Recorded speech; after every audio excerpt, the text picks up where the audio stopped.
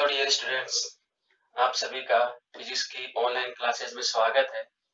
और हम स्टार्ट कर रहे हैं 12th फिजिक्स का लेसन नंबर 2, जो कि हमारा है गाउस का नियम एवं इसके अनुप्रयोग। और इसके दो अनुप्रयोग हम पढ़ चुके हैं।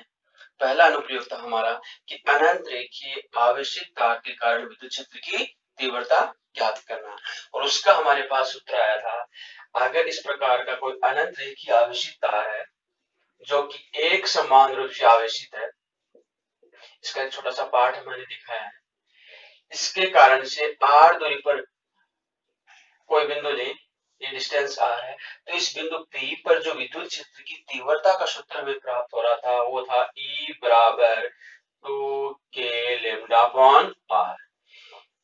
ये फॉर्मूला आपका याद रहना चाहिए एंड इसकी जो डेरिवेशन है वो आपको आनी चाहिए, क्योंकि एग्जाम में 4 नंबर के क्वेश्चन में ये आता, बड़े वाले क्वेश्चन में। E बराबर 2k लैम्डा अपॉन r।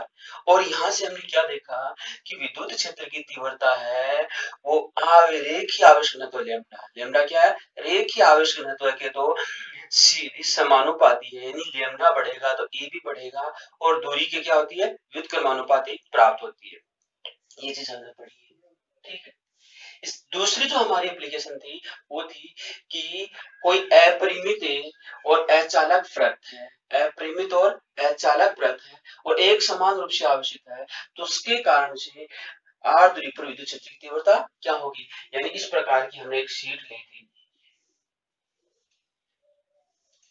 ये शीट है, ये नॉन कंडक्टिंग है यानी अचालक है, और अचालक है तो इसको हमने प्लस क्यू आवेश दिया, तो वो प्लस क्यू आवेश एक समान रूप से इस प्रकार से इसके अंदर वितरित हो गया,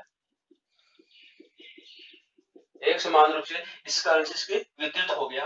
और यहां से हमने देखी अचालक परत ऐसी थी, तो इस पर आवेश है, इसको वाला जो पृष्ठ इस पर आवेश एक समान रूप से क्या आ गया? वितरित हो गया। जिसके कारण से हमने यहाँ r डिस्टेंस पर कोई बिंदु P ले लिया, इस बिंदु P पर हमने विद्युत क्षेत्र की तीव्रता ज्ञात की। तो सबसे पहले हमने क्या ज्ञात की? दिशा, और दिशा का हमने पता लगाया कि इसके कारण से जो दिशा होगी वो इसके लंबवत होगी, इधर ही होगी, इधर ही होगी, क्योंकि प्लस आवेश के कारण हमेशा विद्युत क्षेत्र रेखा बाहर की तरफ निकलती है।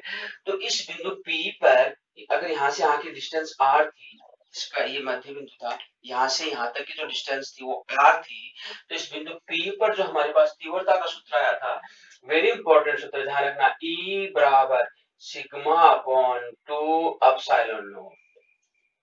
E बराबर सिग्मा अपॉन 2 एप्सिलॉन नॉट। तो ध्यान से देखिए, ये जो सूत्र हमें क्या बता रहा है कि इसमें डिस्टेंस का कहीं रोल नहीं आ रहा, डिस्टेंस का कहीं रोल नहीं हो रहा, कहीं जिक्र नहीं है, आर इसमें कहीं नहीं आ रहा। इसका अर्थ हुआ कि इस परत के कारण से इस पॉइंट पर जो विद्युत क्षेत्र की तीव्रता है वो डिस्टेंस आर पर डिपेंड नहीं करती है, यानी कि ई है वो प्रोपोर्शनल टू है आर की पावर 0, आर पर डिपेंड नहीं करती है। इसका अर्थ ये हुआ कि ये बिंदु हम यहाँ लें या यहाँ ले या यहाँ ले या यहाँ ले, सब पर तीव्रता इक्वल है। ध्यान दीजिए, बिंदु यहाँ ले या यहाँ ज्ञात करें, यहाँ करें, यहाँ करें, डिस्टेंस यहाँ से अलग हो गई, यहाँ से अलग हो गई, यहाँ से अलग हो गई, यहाँ से अलग हो गई, लेकिन ई का मान तो वही हो रहा है। यानी कि ये जो परत थी, इस परत के कारण से हमने यहाँ पर पॉइंट निकाला, यहाँ पर तीव्रता निकाली, यहाँ पर निकाले या यहाँ पर निकाले, सब पर इक्वल आ रही है, सब पर इक्वल आ रही है, तीव्रता का मान इक्वल आ रही है, आर पर डिपेंड नहीं करता है। डिपेंड किस पर करता है? सिग्मा पर। और सिग्मा क्या है? पृष्ठ आवेश घनत्व है। सिग्मा क्या है? इसका पृष्ठ आवेश घनत्व। सिग्मा बराबर टोटल चार्ज अपॉन इसका एरिया, सिग्मा बराबर टोटल चार्ज अपॉन इसका एरिया, इस पर डिपेंड करती है। अगर हम इसका एक पोर्शन, ध्यान दीजिए, क्यों डिपेंड नहीं करती आर पर? क्योंकि ये परत है, इसको हमने एक समान रूप से आवेशित किया गया है, एक समान रूप से आवेशित किया गया है, तो इसके कारण विद्युत क्षेत्र रेखा ऐसे जाएंगी, प्लस आवेश के कारण बाहर की तरफ जाती है, विद्युत क्षेत्र रेखाएं प्लस आवेश के कारण बाहर की तरफ जाती है। तो अब आप ध्यान दीजिए, आपने पॉइंट यहाँ लिया है या पॉइंट यहाँ लिया है या पॉइंट यहाँ लिया या पॉइंट यहाँ लिया है, इन सबसे जो क्षेत्र रेखा निकल रही है वो तो एक समान निकल रही है, चेंज नहीं हो रही है। यहाँ पर भी, यहाँ पर भी, यहाँ पर भी और यहाँ पर भी, सभी बिंदुओं से क्षेत्र रेखाएं जो निकल रही हैं वो एक समान निकल रही है। इस कारण से चाहे आपका बिंदु यहाँ हो, यहाँ हो, यहाँ हो या यहाँ हो, सबके लिए तीव्रता का मान क्या आएगा, एक समान प्राप्त होगा। तो ये दो एप्लीकेशन, ये हमारी फर्स्ट एप्लीकेशन थी गाउस के नियम से, ये हमारी दूसरी एप्लीकेशन थी। दोनों एप्लीकेशंस के डेरिवेशन हमने अच्छे से किए हैं। तो इन दोनों को आप बार बार जब नया टॉपिक पढ़ें उससे पहले इनको रिवाइज कीजिए, ताकि आपके अच्छे से लर्न हो जाएं और आप आगे अच्छा कर पाएं। ओके, तो आज हम देखते हैं, आज हमारा गाउस के नियम की तीसरी एप्लीकेशंस पढ़ेंगे, जो कि वो भी काफी इंपॉर्टेंट है। और ये सारी एप्लीकेशंस हैं, इनका जो प्रोसेस है, electric field intensity find out का ज्ञात करने का प्रोसेस है, वो सबका एक समान है। इसलिए अगर हमने एक को अच्छी तरह से समझ लिया है तो शेष सारी हमें अच्छी तरह से समझ में आ जाएगी। यानी सबसे 4 नंबर का क्वेश्चन और सबसे इजी वे में होगा, सबसे आसान तरीके से हम इसको कर पाएंगे। तो देखिए आज का हमारा टॉपिक क्या है कि गाउस के नियम से अपरिमित है, इनफाइनाइट है, काफी लंबी चौड़ी है, काफी बड़ी है, समरूप आवेशित और एक समान रूप से आवेशित है चालक परत है। कौन सी है, चालक। कल वाले कौन सी थी, अचालक थी। आज वाली कौन सी है, चालक परत के कारण तीव्रता ज्ञात करनी है। तो वही प्रोसेस अपनाना पड़ेगा। सबसे पहले हम क्या करेंगे, तीव्रता की दिशा ज्ञात करेंगे। दिशा हमें पता लग जाएगी तो उसके बाद हम तीव्रता कैसे ज्ञात करती हैं उस पूरे प्रोसेस को गाउस के नियम की सहायता से निकालेंगे। ओके, तो देखते हैं, हम एक शीट लेते हैं, इनफाइनाइट शीट ले रहे हैं। ये इनफाइनाइट शीट हम एक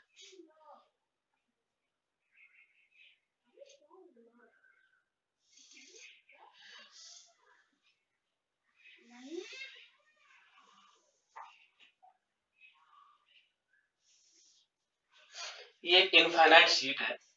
इसका एक इनफाइनाइट है, इसका एक पार्ट मैंने दिखाया है, इनफाइनाइट है, शीट है वो इनफाइनाइट है।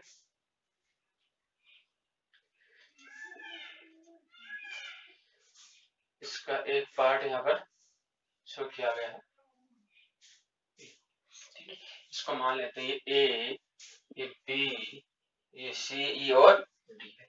अब इसको हमने क्या किया है, आवेश दिया गया प्लस क्यू आवेश, और इसको हमने क्या दिया, प्लस क्यू आवेश दिया। और ये प्लस क्यू आवेश कंडक्टर और नॉन कंडक्टर की सबसे बड़ी विशेषता ये है कि कंडक्टर जो चालक है उसको जब आवेश देंगे वो आवेश उसके भारी आवरण पर आ जाएगा, भारी पृष्ठ पर आ जाएगा। जैसे हम बात करें,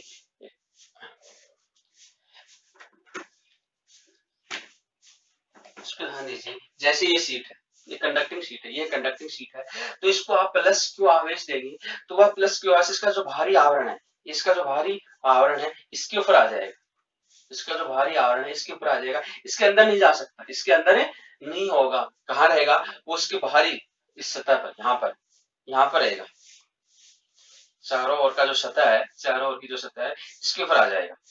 ठीक है, क्लियर, समझ में आया।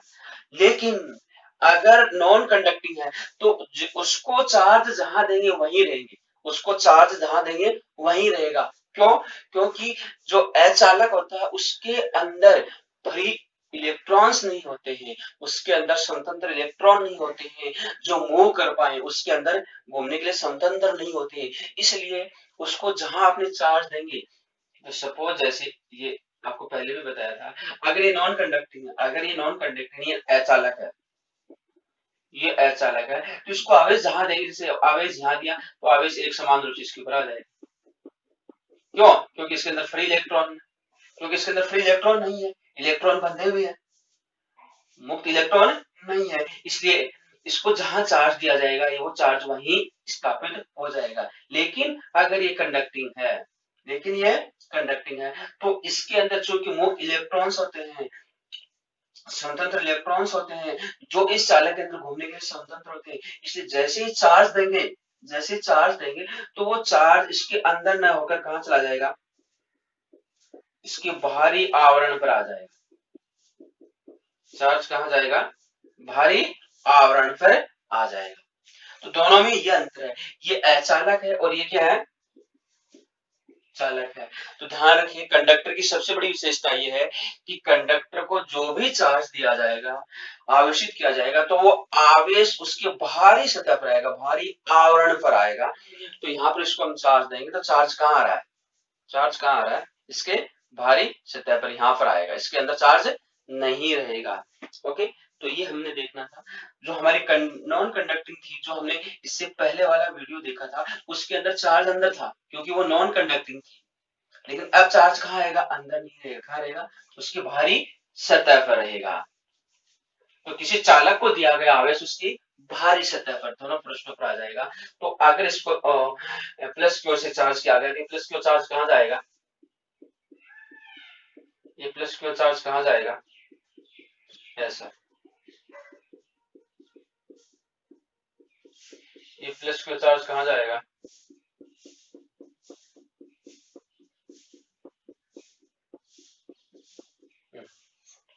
इस प्रकार से एक समान रूप से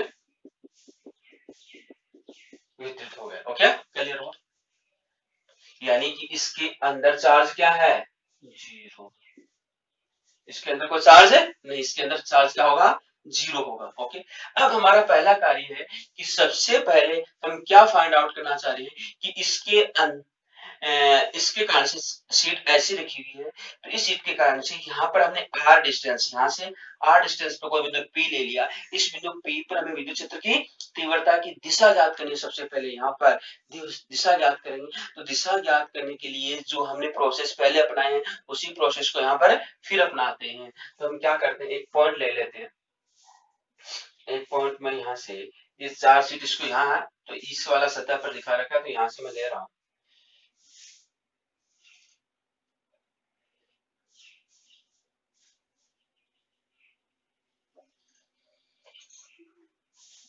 ठीक है। ये एक, ये बिंदु P ले लिया, इस बिंदु P पर हमें क्या ज्ञात करना है, इस बिंदु P पर हमें विद्युत क्षेत्र की तीव्रता ज्ञात करनी है, और तीव्रता ज्ञात करने के लिए सबसे पहले हम क्या करेंगे, दिशा ज्ञात करेंगे। Okay, clear. दिशा ज्ञात करने के लिए हमें वही करना पड़ेगा कि ये जो चालक वृत्त है इसके ऊपर दो क्षेत्र अल्पांशों की हम कल्पना करते हैं, दो क्षेत्र अल्पांशों की हम कल्पना करते हैं। ओके, तो देखते हैं, एक क्षेत्र अल्पांश हम यहाँ ले रहे हैं, बराबर दूरी, ये पॉइंट ओ ले लिया, इस पॉइंट ओ से बराबर दूरी पर क्षेत्र अल्पांश, एक तो ये ले लिया, एक तो क्षेत्र अल्पांश आपका ये है, ठीक है, जिसको हम क्या कह रहे हैं, A1, क्षेत्र अल्पांश क्या होगा, A1। दूसरा एक बराबर दूरी पर यहाँ पर एक क्षेत्र अल्पांश दे दिया, जिसको हम क्या कह रहे हैं, A2। एक दूसरा क्षेत्र अल्पांश है जिसको हम क्या कह रहे हैं, A2। ये आपका क्षेत्र अल्पांश है A2 है, इसी चालक परत पर है, क्योंकि ये चालक परत इसी प्रकार के एरिया अल्पांशों से मिलकर बनी हुई है। अब चूंकि ये दोनों जो एरिया अल्पांश है इक्वल है, क्योंकि इसी चालक परत के तो एक समान होंगे, इनका पॉइंट और से डिस्टेंस भी क्या होगा, एक समान होगा। दूसरा यहाँ से यहाँ तक का डिस्टेंस और यहाँ से यहाँ तक का डिस्टेंस भी क्या होगा, एक समान होगा। इसका अर्थ होगा कि इन दोनों जो क्षेत्र अल्पांश है उनके कारण बिंदु P पर जो तीव्रता प्राप्त होगी वो क्या होगी, एक समान होगी, इक्वल होगी, उसका मैग्नीट्यूड इक्वल होगा, लेकिन डायरेक्शन क्या होगी, डिफरेंट होगी। कैसे होगी वो हम देख लेते हैं। क्योंकि प्लस क्यू चार्ज है, प्लस क्यू चार्ज के कारण से दिशा हमेशा क्या होती है, आउटवर्ड होती है, दिशा हमेशा आउटवर्ड होगी। तो यहाँ से देखिए इसके कारण से दिशा हम निकालना चाहें तो इसके कारण से ये होगी,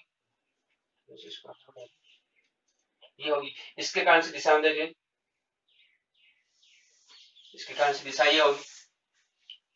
ओके, इसके कारण से डायरेक्शन ये है, इसके कारण से डायरेक्शन ये है, इसको हम क्या कह रहे हैं, यहाँ पर इसके कारण से, इसको अगर डी E2 मान लेते हैं, इसको डी E2, ये D2 है और ये DE1 है, ये DE1 होगी। ओके, ये जो एंगल है ये भी थीटा होगा, ये एंगल ये भी थीटा होगा। अगर इसको हम आगे बढ़ाएं, इसको आगे बढ़ाएं तो ये एंगल भी आपका थीटा आएगा और ये एंगल भी हाँ, तो देखिए स्टूडेंट्स, यहाँ पर जो एंगल बना हुआ है ये थीटा है तो ये थीटा होगा, ये थीटा है तो ये भी थीटा है। अब हम क्या करेंगे कि ये जो तीव्रता है उसको हम क्या करेंगे, घटकों में वियोजित करेंगे। तीव्रता को घटकों में विभाजित करेंगे तो देख इनका 36 घटक, ये इनका 36 घटक होगा क्योंकि DE2 है, इसके साथ थीटा कोण बना रहे हैं, तो जिस अक्ष के साथ थीटा कोण बनती है उसका 36 घटक होगा, तो इसका ये 36 घटक होगा, ये इसका 36 घटक होगा। और इसको हम लिख सकते हैं DE2, मैं ऊपर लिख देता है, यहाँ इसका थोड़ा स्पेस कम है तो स्पेस कम होगा, तो DE2 cos theta, DE2 cos theta है। इसका लंबवत घटक किधर जाएगा, ऊपर की तरफ, ये इसका लंबवत घटक होगा, इधर जाएगा, ये हो जाएगा DE2 sin थीटा। ऐसे ही ये DE1 है, ये इसके साथ थीटा एंगल बना रही है, तो इसका 36 घटक ये होगा, 36 घटक इधर जाएगा, DE1 cos theta, DE1 cos theta होगा। और ये इसका लंबवत घटक होगा DE1 sin थीटा। ठीक, तो हम देख चुके हैं कि इन दोनों अल्पांशों के कारण बिंदु P पर जो तीव्रता के घटक हमने वियोजित किए हैं, इनके लंबवत घटक DE2 sin theta and DE1 sin theta एक दूसरे के विपरीत होने के कारण, एक ऊपर की तरफ है दूसरा डाउनवर्ड है, परिमाण में बराबर है, दिशा में विपरीत होने के कारण ये एक दूसरे के प्रभाव को कैंसिल कर देंगे, यानी इसके कारण और इसके कारण हमें कोई तीव्रता प्राप्त नहीं होगी बिंदु P पर। तीव्रता हमें केवल किसके कारण से प्राप्त हो रही है, 36 घटक हैं DE2 cos theta and DE1 cos theta. ठीक है, ये दोनों एक ही दिशा में होने के कारण आपस में क्या हो जाएंगे, जुड़ जाएंगे। तो इन दोनों अल्पांशों के कारण बिंदु P पर जो हमें परिणामी तीव्रता मिल रही है, वो जो चालक परत है, इस चालक परत की क्या प्राप्त हो रही है, लंबवत इस दिशा में प्राप्त हो रही है। और चूंकि ये चालक परत इसी प्रकार के एरिया अल्पांशों से मिलकर बनी हुई है, तो सभी अल्फांशों के कारण इस बिंदु P पर जो हमें तीव्रता मिलेगी वो किस दिशा में मिलेगी, इस दिशा में, इस चालक परत के लंबवत, और इस दिशा में हमें प्राप्त होगी। ओके, तो ये डायरेक्शन हमने फाइंड आउट की, ये आपकी समझ में आया होगा चित्र से। इसको हम नोट कर लेते हैं, तो देखिए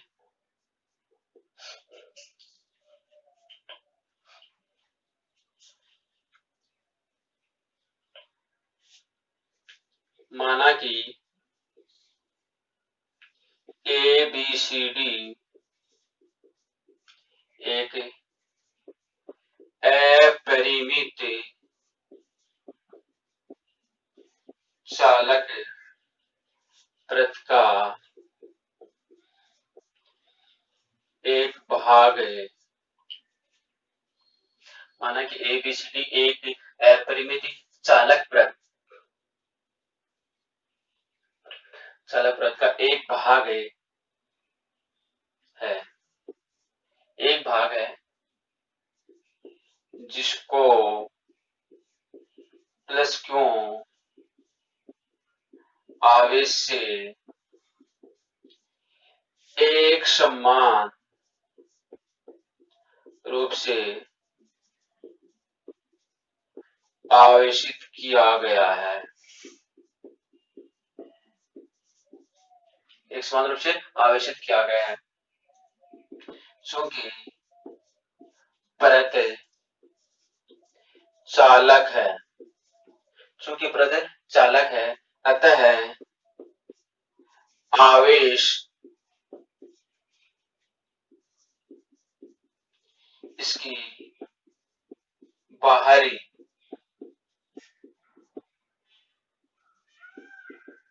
दोनों ओर, अतः आवेश इसकी बाहरी सतह पर एक समान वितरित होगा।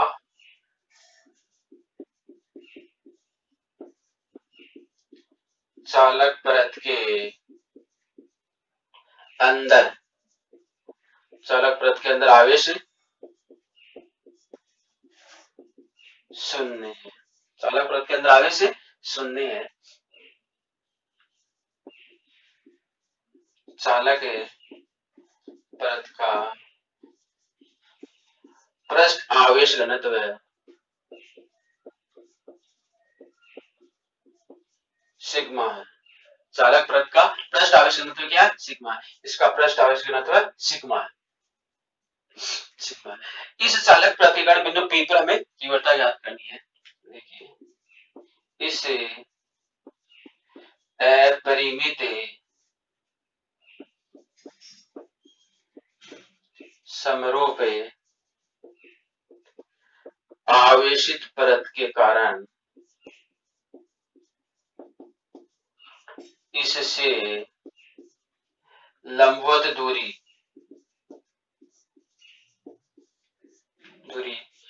OP बराबर है R पर स्थित बिंदु P पर विद्युत क्षेत्र की तीव्रता ज्ञात करनी है। विद्युत क्षेत्र की तीव्रता ज्ञात करनी है। ठीक है। इसके लिए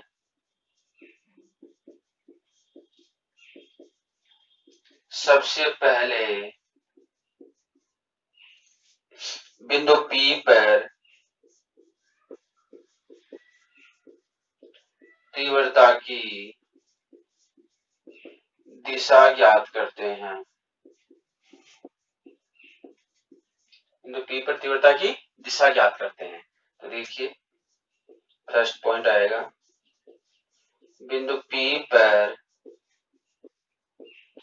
तीव्रता की दिशा। बिंदु P पर तीव्रता की दिशा क्या होगी वो हमें ज्ञात करते हैं। तो आप इसको नोट कीजिए अच्छे से, उसके पश्चात हम आगे लिखवाते हैं।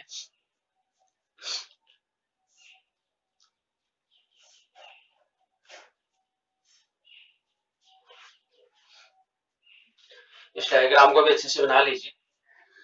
तो बिंदु P पर तीव्रता की दिशा ज्ञात करते हैं। तो देखिए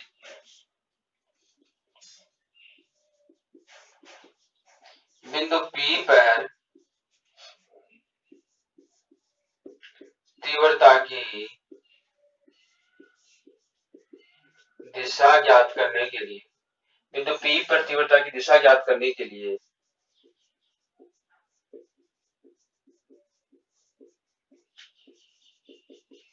चालक परत पर दो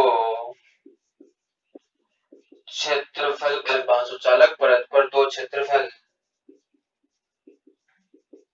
अल्पांशों A1 तथा A2 तथा A2 की कल्पना करते हैं। A1 तथा A2 की कल्पना करते हैं। A1 व A2 की हम यहाँ पर कल्पना करते हैं।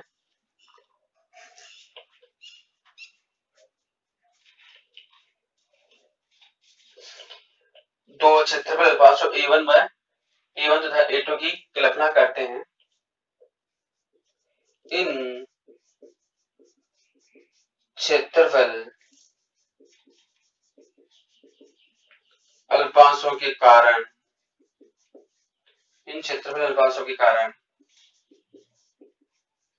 बिंदु P पर तीव्रता का परिमाण एक समान, तीव्रता का परिमाण एक समान, यानी DE1 इक्वल्स टू DE2 एक समान। ऊपर वाला आपने लिख लिया होगा, इसको हम रफ कर देते हैं। ओके।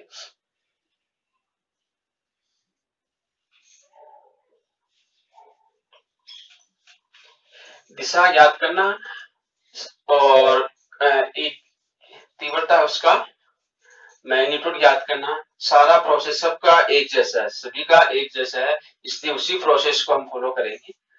हर जो एप्लीकेशन है उसमें सेम मेथड अप्लाई हो रहा है। तो देखिए बिंदु P पर तीव्रता का परिमाण एक समान है, परंतु दिशा क्रमशः A1P तथा A2P, परंतु दिशा क्रमशः A1P तथा A2P में होने के कारण इन तीव्रताओं को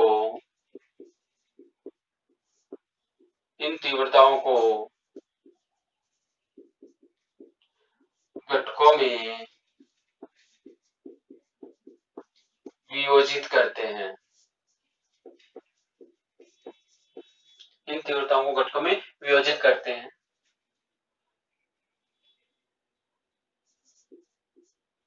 घटकों में वियोजित करते हैं। घटकों में वियोजित करने पर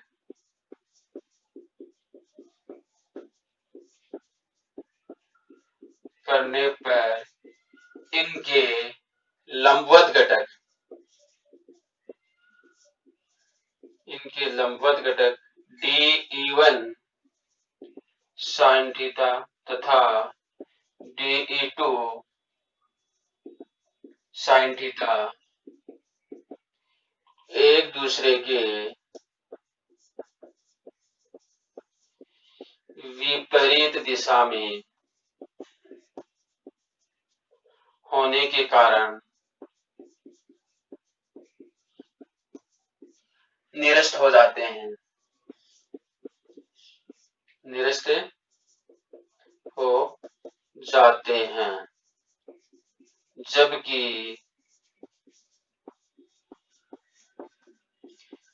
क्षैतिज घटक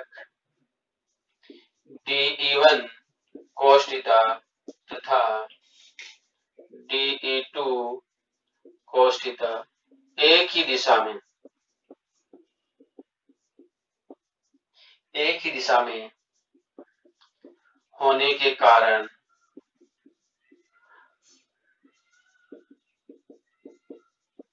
आपस में जुड़ जाते हैं। अतः इन दोनों क्षेत्रफल अल्पांशों के कारण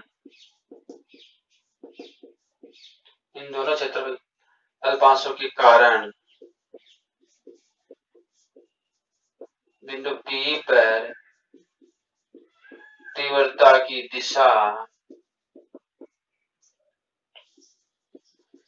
चालक परत के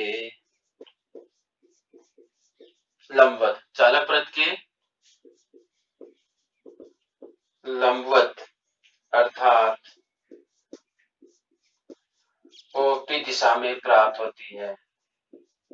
चालक परत की लंबवत अर्थात OP दिशा में प्राप्त होती है।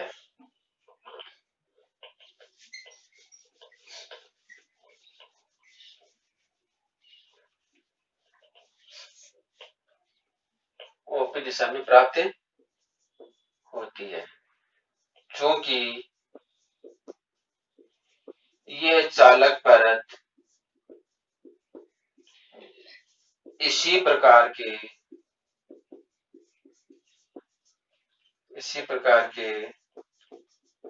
क्षेत्रफल अल्पांशों से मिलकर बनी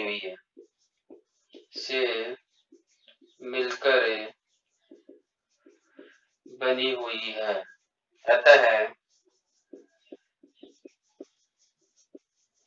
संपूर्ण चालक परत के कारण बिंदु P पर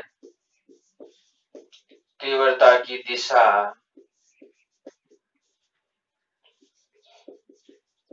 चालक परत के लंबवत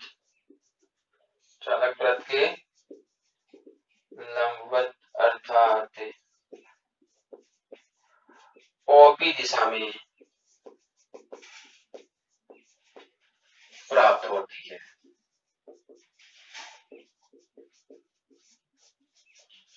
ओके, तो ये हमने जो चालक परत थी उसके कारण से R दूरी पर बिंदु P पर तीव्रता की दिशा हमने प्राप्त कर ली है। तो इसको आप अच्छे से नोट कर लीजिए। तीव्रता के हमारा फर्स्ट जो स्टेप था कि गाउस के नियम से हमें तीव्रता ज्ञात करनी है, तो उसका पहला जो कदम होता है वो होता है कि उस बिंदु पर हमें तीव्रता की दिशा ज्ञात करना, और इस बिंदु पर हमें तीव्रता की दिशा पता चल गई है, क्योंकि इस अल्पांश और इस अल्पांश के कारण तीव्रता परिमाण में तो समान प्राप्त हो रही है, लेकिन दिशा में इसके कारण इधर आ रही है, इसके कारण इधर आ रही है। तो अब इसको हम घटकों में विभाजित करेंगे, तो जो परिणामी तीव्रता DE2 है, इसका क्षैतिज घटक इस दिशा में आएगा, यानी DE2 cos थीटा इधर आ जाएगा, इसका लंबवत घटक DE2 sin थीटा इधर चला जाएगा। ऐसे ये जो तीव्रता है DE1, ये इसके साथ कोण थीटा बना रही है, तो इसका क्षैतिज घटक इधर जाएगा DE1 cos थीटा, और लंबवत घटक DE1 sin थीटा। ये एक दूसरे के विपरीत दिशा में होने के कारण एक दूसरे के प्रभाव को कैंसिल कर देंगे, यानी इनके कारण से हमें बिंदु P पर कोई तीव्रता प्राप्त नहीं होगी। लेकिन इन दोनों के क्षैतिज जो घटक है वो एक ही दिशा में होने के कारण परस्पर क्या जाते हैं, जुड़ जाते हैं। तो बिंदु P पर जो हमें परिणामी तीव्रता प्राप्त हो रही है इन दोनों अल्पांशों के कारण से, वो किस दिशा में हो रही है, इसे चालक पृष्ठ के लंबवत इस प्रकार से। अब चूंकि ये चालक पृष्ठ इसी प्रकार के एरिया अल्पांशों से मिलकर बनी हुई है, तो सभी अल्पांशों के कारण जो हमें तीव्रता प्राप्त होगी वो इस चालक पृष्ठ के लंबवत प्राप्त होगी। ओके, क्लियर हुआ? सभी में हमने ऐसा ही किया है और ऐसा ही होगा, इसलिए एक सारा जो प्रोसेस है वो सेम है, इसलिए आपको इजी वे में सारी चीज समझ में आ जाएगी। ओके, इसको नोट कर लिया, हमने तीव्रता की दिशा ज्ञात कर ली, हमारा फर्स्ट स्टेप कंप्लीट कर लिया। अब दूसरा प्रोसेस स्टेप हमारा है कि इस बिंदु P पर तीव्रता का परिमाण ज्ञात करना, और बिंदु P पर तीव्रता का परिमाण ज्ञात करने के लिए हमें क्या करना पड़ेगा, गाउसीय पृष्ठ की कल्पना करनी पड़ेगी। गाउसीय पृष्ठ की कल्पना करनी पड़ेगी, और गाउसीय पृष्ठ कैसा होना चाहिए, सममित होना चाहिए, जिसकी सतह पर बिंदु P स्थित होगा। इस बिंदु P, ये बिंदु P है, उस गाउसीय पृष्ठ की सतह पर स्थित होना चाहिए। एक ऐसे गाउसीय पृष्ठ की हमें रचना करेंगे, क्योंकि ये परत है, इससे पहले हमने जो परत ली थी, चालक परत ली थी, उसके कारण यहाँ पर हमने बिंदु P पर तीव्रता की दिशा ज्ञात की। तो हमने जो गाउसीय पृष्ठ कैसे लिया, बेलनाकार, क्योंकि बेलनाकार लेंगे तो इधर भी सिमेट्रिकल आएगा और इधर भी क्या आएगा, बेलन है वो सिमेट्रिकल आएगा, तो दोनों तरफ से क्या हो जाएगा, सिमेट्रिकल हो जाएगा, सममित होगा। तो गाउसीय पृष्ठ यहाँ पर भी हम कैसा लेंगे, बेलनाकार लेंगे। ओके, चलो हम करते हैं और इसको रफ कर देते हैं, आपने लिख लिया होगा अच्छे से। तो हमारा इसका दूसरा पॉइंट है बिंदु P पर तीव्रता का परिमाण, तो वो कितना आता है वो हम देखते हैं, क्या रिजल्ट हमारा बनता है। और इधर से इनको भी हम रफ कर देते हैं, क्योंकि ये भी हमारे किसी काम के नहीं रहेंगे, ये भी हमारे किसी काम के नहीं है। इसको भी हम यहाँ से रफ कर देते हैं, ये भी हमारे काम के नहीं है। ओके, देखिए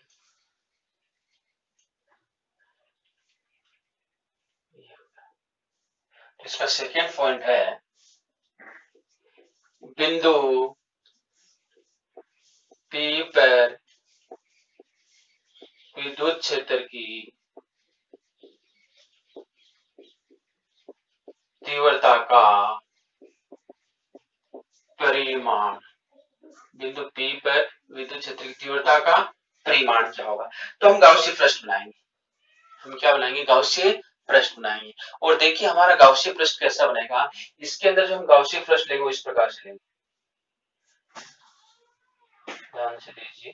जो गाउसीय पृष्ठ आएगा हमारा,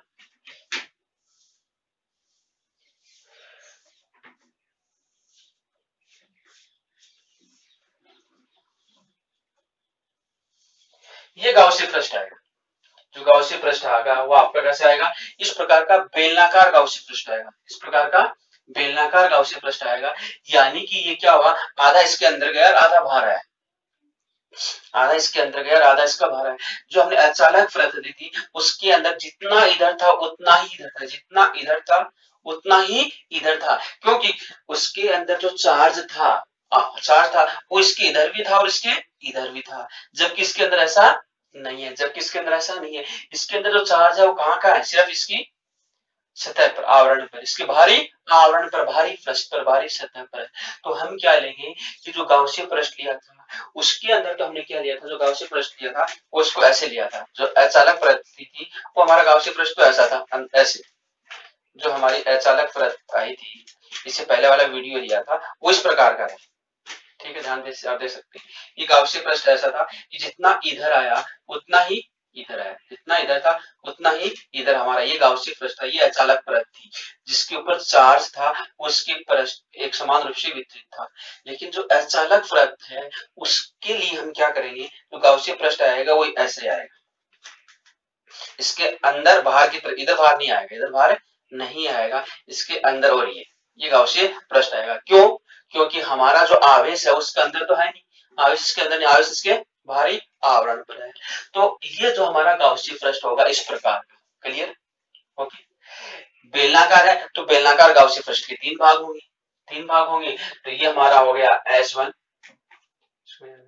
ये हमारा हो गया S1 वर्ताकार भाग, ये हमारा हो गया S2 वर्ताकार भाग, और ये हमारा हो गया मध्य का वक्राकार भाग S3 हो गया। ओके, देखिए हम इसके बारे में लिख लेते हैं। हम क्या करेंगे, क्योंकि जो बेलनाकार गाउसियन पृष्ठ है उसके तीन भाग हो गए, S1 S2 S3। S1 S2 वर्ताकार है, S3 हमारा क्या है, वक्राकार भाग है। तो देखिए हम क्या करते हैं कि बिंदु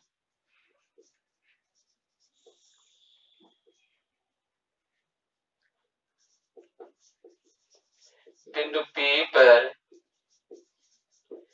तीव्रता ज्ञात करने के लिए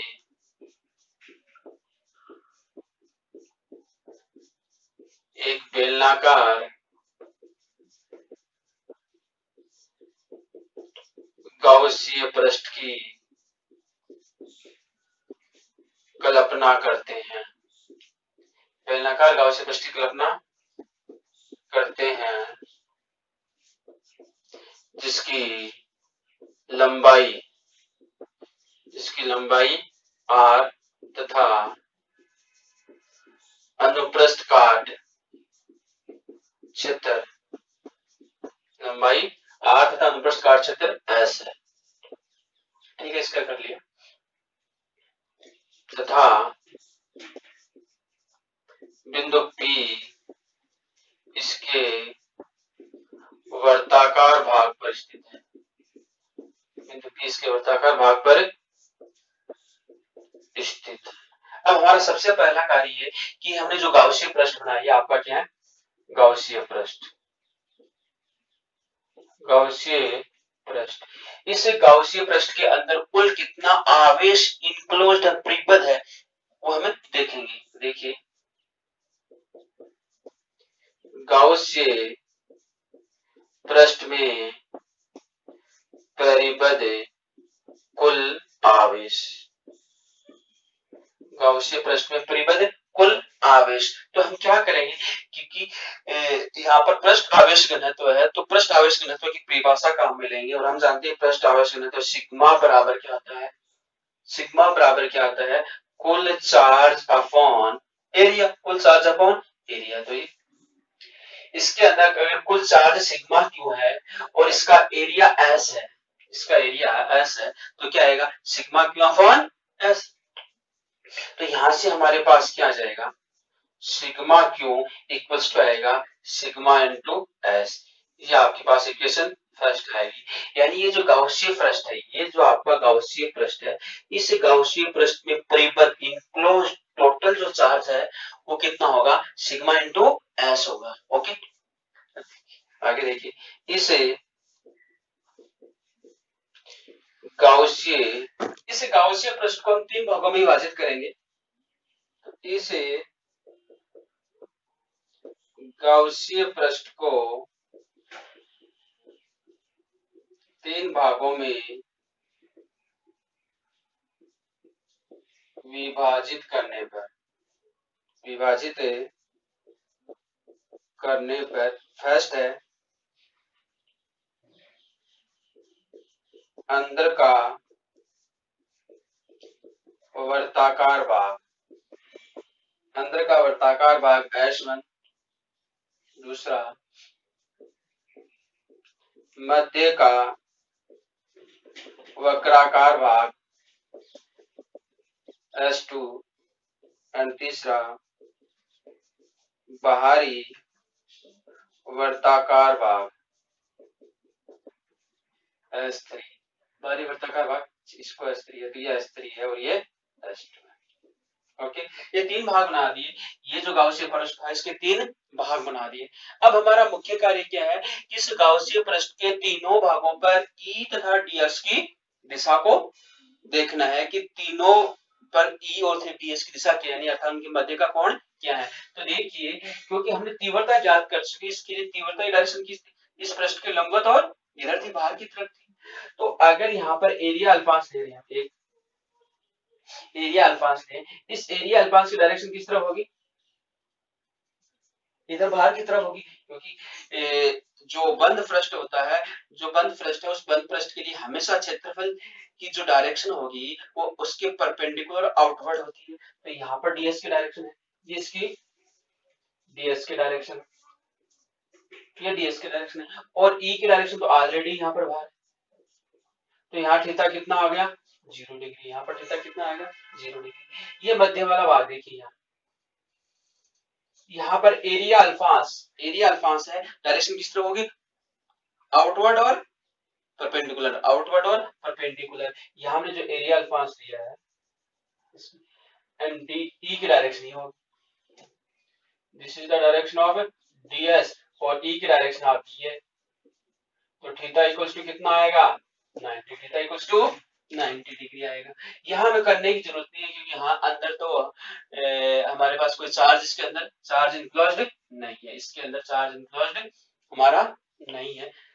तो देखिए यहाँ पर हमारे पास क्या आएगी, तो इसको हम आगे कैलकुलेट करते हैं, और आगे कैलकुलेट करने पर हमारे पास क्या आता है,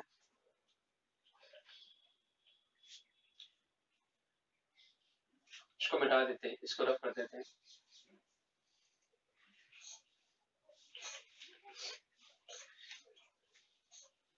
देखिए आगे क्या आएगा, गाउसीय पृष्ठ, गाउसीय पृष्ठ से परिबद्ध कुल आवेश, गाउसीय पृष्ठ से परिबद्ध कुल आवेश कितना आएगा, 5 बराबर क्लोज इंटीग्रेशन है, क्लोज इंटीग्रेशन के सरफेस का हमारे पास आएगा E dot ds, close integration E dot ds बराबर कितना आएगा, integration E ds cos theta, E ds cos theta. इसको तीन भागों में विभाजित कर दो, इसका और इसका तीन भागों में विभाजित कर दे, तो देखिए हमारे पास क्या आएगा, यहाँ 5 बराबर, इसको इक्वेशन नंबर 2 नाम दे दें, 5 बराबर क्या आएगा, S1 E ds cos theta plus S2 E ds cos theta plus S3 E ds cos theta. ठीक है, तीनों के लिए हो गया, इसके लिए और इसके लिए, तीनों के लिए हमने कर दिया कि E ds cos थीटा हमारे पास तीनों के लिए आ गया। और यहां से देखिए E ds हमारे पास तीनों के लिए आ गए हैं,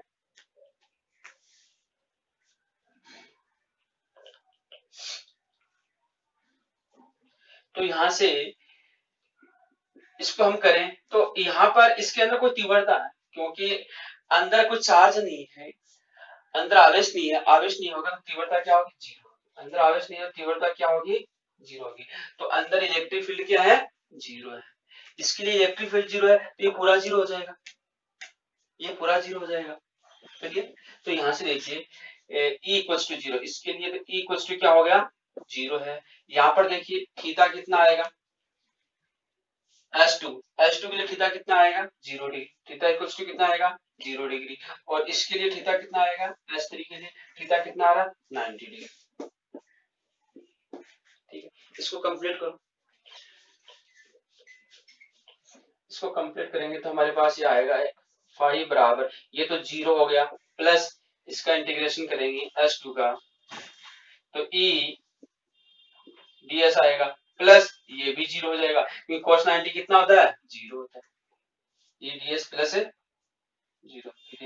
जो कि cos 0 equals to 1, and cos a 90 equals to 0 आएगा। आगे देखिए यहाँ 5 बराबर ई कांस्टेंट है, ई बाहर आ जाएगा इंटीग्रेशन से s2 और ds। ठीक, चूंकि ई बराबर क्या आपका नियत है, ई कांस्टेंट है हर पॉइंट पर, इसके हर पॉइंट पर ई क्या होगा, कांस्टेंट होगा, क्योंकि डिस्टेंस क्या है, इक्वल है, तो ई कांस्टेंट है, ये इंटीग्रेशन से बाहर आ जाएगा। यहाँ 5 बराबर आएगा ई, इसका इंटीग्रेशन करेंगे तो एस ई एस, तो ये आपका आ गया 3, क्योंकि इसका हमने अनुप्रस्थ काट लिया है, s2 है, ds है, वो किसके बराबर है, s के बराबर। ओके, तो यहां तक हुआ, इसको आप कंप्लीट कीजिए।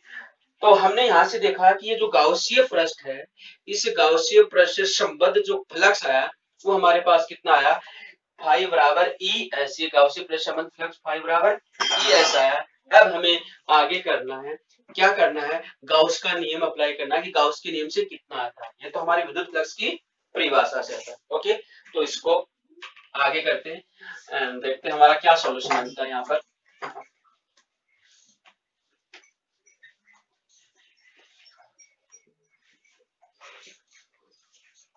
गाउस के नियम से ही, परंतु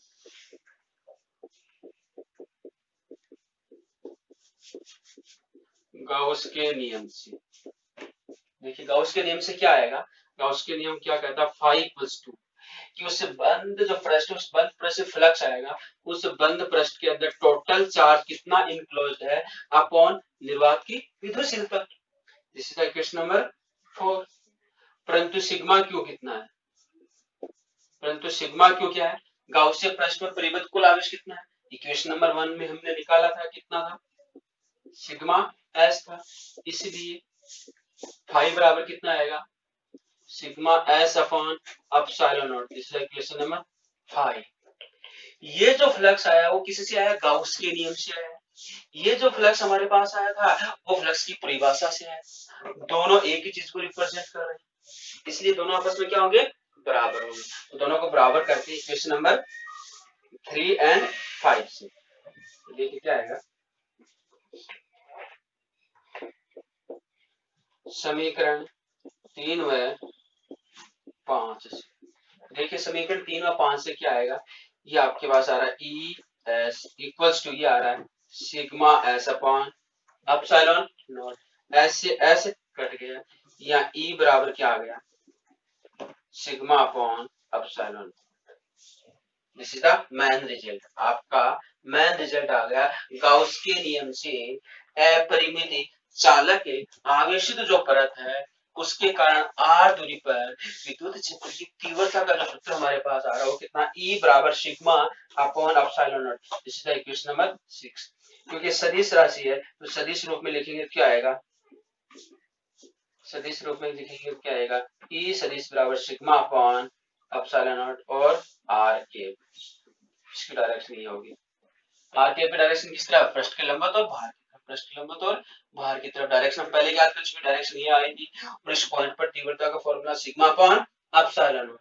तो आप इस फॉर्मूले को हम देख रहे हैं, इस फॉर्मूले को हम देखें तो इस फॉर्मूले से हमें पता चल रहा है कि इसमें आर कहीं नहीं आ रहा है, यानी सिग्मा अपॉन एप्सिलॉन नॉट आ रहा है, इसके अंदर आर नहीं आ रहा है, जिस डिस्टेंस पर हम ज्ञात करना चाह रहे हैं वो डिस्टेंस इसके अंदर नहीं आ रही, यानी आर का कोई रोल नहीं है। इसका अर्थ ये हुआ कि अगर हम तीव्रता यहाँ ज्ञात करें, यहाँ ज्ञात करें, यहाँ ज्ञात करें, यहाँ कोई भी बिंदु ले, यहाँ से यहाँ तक, यहाँ से यहाँ तक हम कोई भी बिंदु ले, इस वाले बिंदु पर ज्ञात करें।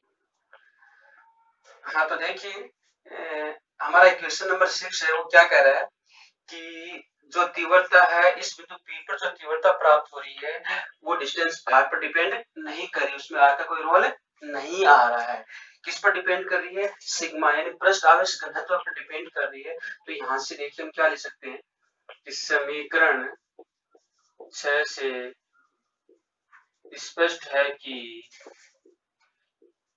अपरिमित समरूप आवेशित चालक परत के कारण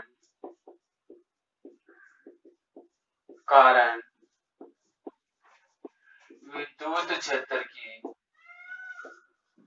तीव्रता, चालक प्रति के कारण विद्युत क्षेत्र की तीव्रता नंबर 1 दूरी r पर निर्भर नहीं करती है,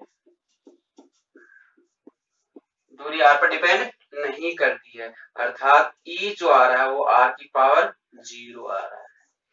E डिपेंड कैसे कर रही है? r की पावर 0 पर, यानी r की पावर 0 पर डिपेंड नहीं करती है। कहने का मतलब है कि जैसे ये एक लाइन हमने बना दी, इसके ऊपर ये वाला पॉइंट लिया, ये वाला पॉइंट लिया, ये वाला पॉइंट लिया और ये वाला पॉइंट लिया, सभी पर तीव्रता क्या आएगा? Sigma upon epsilon not, sigma upon epsilon not, sigma upon epsilon not. यानी कि चालक जो परत है, चालक जो परत है उसके पास के सभी बिंदु, यहाँ पर लें, यहाँ पर लें या यहाँ पर लें, उसके पास के सभी बिंदुओं पर विद्युत क्षेत्र की तीव्रता एक समान रहती है। यदि आप ग्राफ बनाएं, इधर आप R ले रहे हैं और इधर आप क्या ले रहे हैं? E ले रहे हैं, तो आपका ग्राफ कैसा आएगा? इस प्रकार की है कि समांतर रेखा प्राप्त हुई किसके? अक्ष अक्ष के, यानी कि ये कह रहा है कि E proportional to R naught, तो तीव्रता दूरी R पर निर्भर नहीं करती है। ओके, क्लियर हुआ? दूसरा पॉइंट क्या कह रहा है तथा सेकंड पॉइंट क्या कह रहा है? पृष्ठ आवेश घनत्व, पृष्ठ आवेश घनत्व सिग्मा के समानुपाती, पृष्ठ आवेश घनत्व सिग्मा के समानुपाती होती है, पृष्ठ आवेश घनत्व सिग्मा के समानुपाती होती है। यानी कि इधर आप E ले रहे हैं, विद्युत क्षेत्र की तीव्रता y अक्ष पर ले रहे हैं, पृष्ठ आवेश घनत्व है x अक्ष पर ले रहे हैं, तो ये आपका ग्राफ आएगा E प्रोपोर्शनल टू सिग्मा। कहने का मतलब हुआ सिग्मा बढ़ेगा, सिग्मा अगर अच्छा होगा तो E भी बढ़ेगा, एंड पृष्ठ आवेश घनत्व है घट रहा है तो E फिर उसके लिए क्या होगा? कम होगा, जबकि R बढ़ने और घटने से कोई प्रभाव नहीं पड़ रहा, इसके पास के सभी बिंदुओं पर विद्युत क्षेत्र की तीव्रता एक समान प्राप्त होगी। ओके, तो आज हमने क्या पढ़ा कि एक समान आवेशित और चालक परत है, उसके कारण विद्युत क्षेत्र की तीव्रता का सूत्र स्थापित किया, जो कि हमारे पास क्या है? E बराबर सिग्मा अपॉन एप्सिलॉन नॉट। इससे पहले वाला जो हमने पढ़ा था वो अचालक परत था और उसके कारण तीव्रता थी E बराबर सिग्मा अपॉन 2 एप्सिलॉन नॉट। दोनों में ध्यान में रखना, क्यों? क्योंकि जो अचालक परत है उसको दिया गया आवेश वही रहेगा, यानी कि उसके अंदर एक समान रूप से वितरित होगा, जबकि चालक परत को जो आवेश दिया गया है वो उसके अंदर नहीं आएगा, उसके बाहरी आवरण पर आ जाएगा, बाहरी आवरण पर एक समान रूप से वितरित होगा, इसके कारण उसके अंदर कोई आवेश नहीं होने से वहां पर तीव्रता क्या होगी? शून्य होगी, वहां पर कोई तीव्रता हमें प्राप्त नहीं होने वाली, अंदर तीव्रता शून्य है। इसीलिए इसके कारण जो तीव्रता का फॉर्मूला प्राप्त हो रहा आर दूरी पर वो हो रहा सिग्मा अपॉन एप्सिलॉन नॉट। तो आज के लिए इतना ही। नेक्स्ट जो हमारा वीडियो आएगा उसमें हम गाउस के नियम की फोर्थ एप्लीकेशन है उसके बारे में स्टडी करेंगे। यानी 3 एप्लीकेशन हो चुके हैं, हमारे पास 2 एप्लीकेशन और शेष बचे, दोनों ही वेरी इंपॉर्टेंट है। तो आप सभी वीडियो को देखते रहिए, जुड़ते रहिए हमारे चैनल से, ताकि हम यहाँ पर फिजिक्स के संपूर्ण सिलेबस को बड़े सिस्टमेटिक तरीके से करवा सके। तो इसका आप जरूर ध्यान रखें। तो आज के लिए इतना ही, थैंक यू, धन्यवाद।